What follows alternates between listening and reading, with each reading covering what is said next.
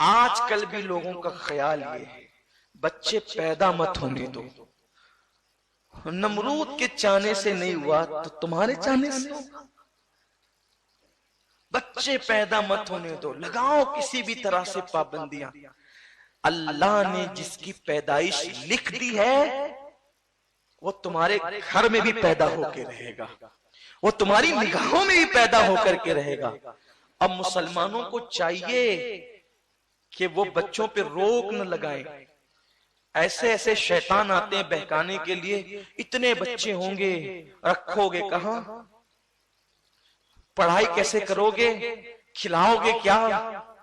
تم نے کھلانا ہے، تم نے رکھنا ہے۔ جس خدا نے اتنی بڑی زمین بنائی ہے کس کے لیے بنائی؟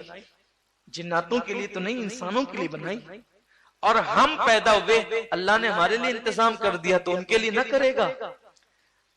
ارے بچہ پیدا ہونے کے بعد گھر میں رہتا ہے نا، پیدا ہونے سے پہلے تو وہ ماں کے پیٹ میں رہتا ہے۔ بتاؤ ماں کے پیٹ میں رکھنا کہ انسان کی بس کی بات ہے؟ تو جو خدا ماں کے اتنے سے پیٹ میں ایک بچے کے لیے جگہ بنا دیتا ہے تو کیا وہ زمین کے اوپر بچے کے لیے جگہ نہیں بنائے گا؟ کہاں اتنا بڑا بچہ، اتنا سا ماں کا پیٹ۔ ارے بچہ جب دنیا میں آتا ہے تو کیا یقین بھی ہوتا ہے کہ یہ پیٹ سے آیا ہے؟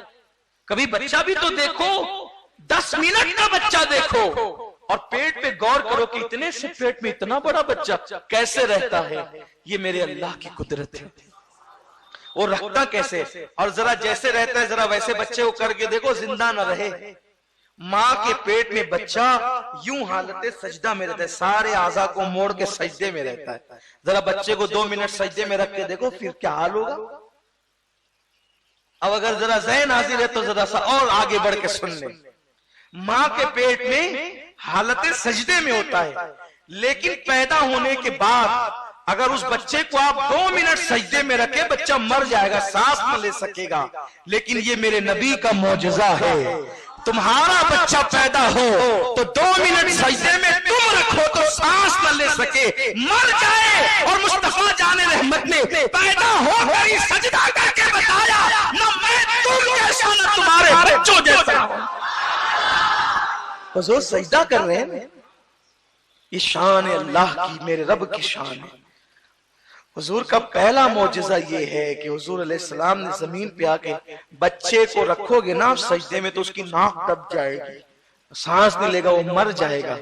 لیکن حضور نے سجدہ کیا، گویا کہ پیدا ہو کر بھی یہ شعور جانتے ہیں، ہاں شعور ہے، جانتے ہیں کہ ناک سجدے میں کس پوزیشن پہ رکھنی چاہیے۔ اسی لیے تو میرے امام نے کہا، گود میں حالت شباب، حال شباب کچھ نہ پوچھ۔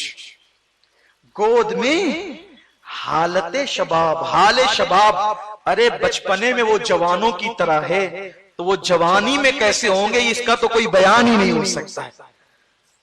یہ میرے نبی کا معجزہ علیہ السلام۔ بہرحال گفتگو بہت دور نہ نکلے، شارٹ کرنا چاہتا ہوں کیونکہ مجھے تو فلسفہ قربانی تک کا سفر ابھی آپ کو طے کرانا ہے اور خود بھی طے کرنا ہے کہ قربانی کا فلسفہ کیا ہے، کیسے قربانی ہوئی۔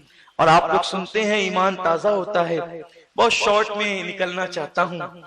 تو جناب ابراہیم علیہ السلام کی پیدائش سے پہلے یہ کہا گیا کہ بچے پیدا نہیں ہونے دیں گے، اور وہ اعلان ہو گیا کہ سب الگ رہیں مرد عورتوں سے۔ بھئی جس کی حکومت ہے اس کی تو چلتی ہی ہے، لیکن حضرت ابراہیم علیہ السلام کے ابا جان حضرت طارق جو تھے، ابراہیم علیہ السلام ماں کے پیٹ میں آ چکے تھے،